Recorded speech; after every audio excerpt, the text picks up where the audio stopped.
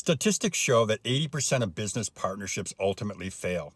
So when you decide that you're going to enter into a partnership, you're basically gambling, you're rolling the dice, you're hoping that you're going to turn out a winner. Well, in this video, I'm going to tell you how you can win when you decide to enter into a business partnership.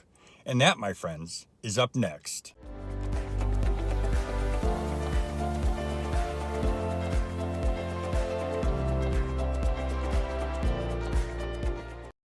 Hi, welcome to Over 50 TV. My name is Lou Reyes.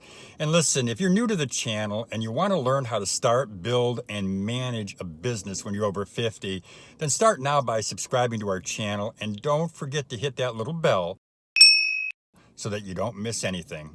Anytime you start a business, it's a bit scary, especially if it's the first time. You're hoping that it's going to win. You're hoping that you're going to be successful. You're hoping you're going to make sales. You're hoping that everything is going to turn out great. But when you decide to enter into a business and you decide to enter into a business with a partner, now the stakes get a little bit higher and the risk increases. Statistics show that 80% of business partnerships ultimately fail. You don't want to be one of the 80%. You want to be the 20%. You want to be the 20% where your business is going to be a success. Your partnership's going to thrive and your partnership's going to grow. Well, I'm going to tell you how to do that. So let's start with the basics. And the basics begin with step one, which is to form a partnership agreement. And I recommend making that partnership agreement as detailed as possible. Now, obviously, there's no way you can account for every single thing that's going to happen whenever you start a business. There's no way you can account for sales not being or meeting projections. There's no way you can count on people wanting your product. There's no way you can count on even on your marketing expenses. You want to decide who's going to be responsible for things like sales and marketing, human resources, accounting. The person responsible for those areas should always be the person who feels most comfortable in those areas, and they should have the strongest skill set. Whatever you do, don't get caught up in the minor details. Things like, the color of the carpet or the color of the furniture or the type of furniture. Don't get bogged down in those details. Those things aren't going to make you money. And if you argue about those, if you guys ponder on the color of the carpet or the color of the furniture, well, that partnership's not going to work out anyways. And you're going to know that right away. So don't worry about the minor details. Again, they're not going to make you any money. Spend your time worrying about sales. Spend your time worrying about how you're going to grow your business. Spend your time deciding how you're going to bring in more customers. That's the most productive use of your time. That's the most productive use of your energy.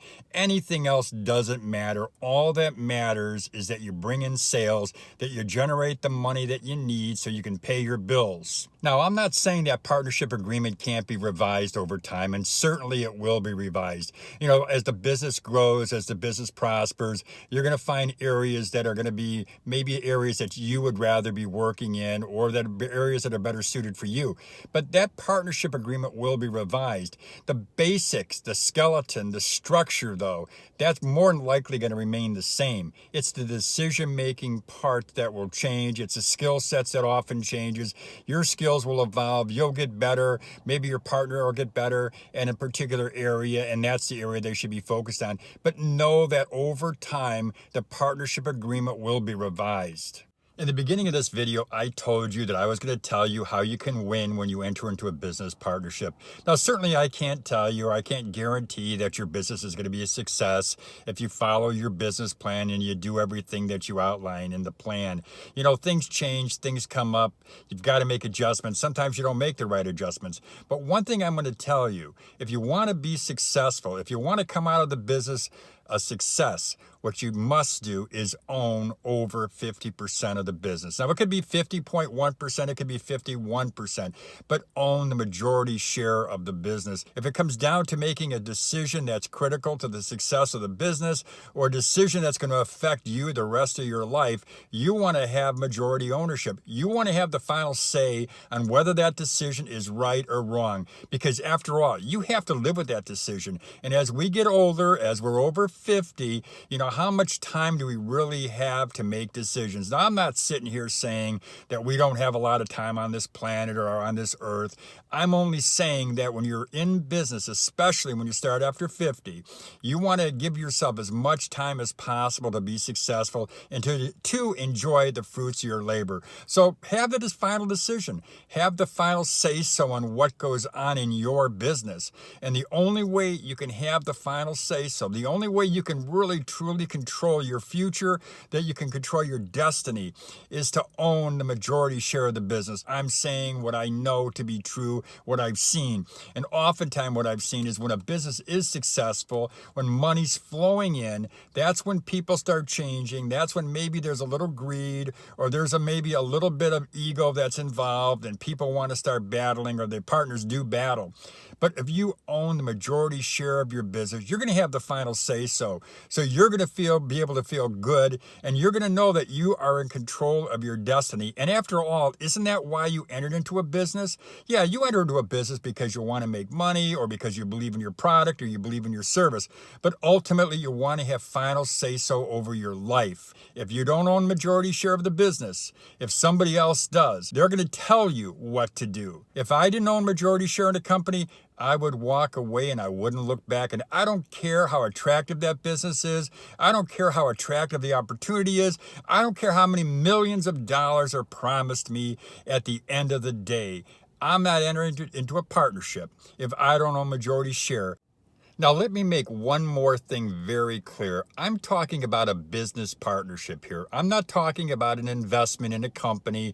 I'm not saying that you're buying stock and you're hoping that your stock price goes up or the value of your stock goes up. I'm not talking about that. I'm definitely not emphasizing that. I'm saying if you're in a partnership, if you're in a working partnership with 1, 2, or more people, then you want to make sure that you have majority ownership. And again, I stress this to you. You want to control your future. And if you don't have majority share in a partnership where you're actively working in day to day, then you're not going to control your destiny.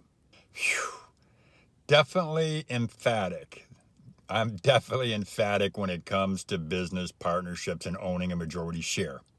Now listen, if you like anything that you've heard and you want to learn how to build, start, and manage a business when you're over 50, then start now by subscribing to our channel, and don't forget to hit the little bell so that you get the latest updates. I look forward to meeting you and talking to you again soon, and thank you for watching this video.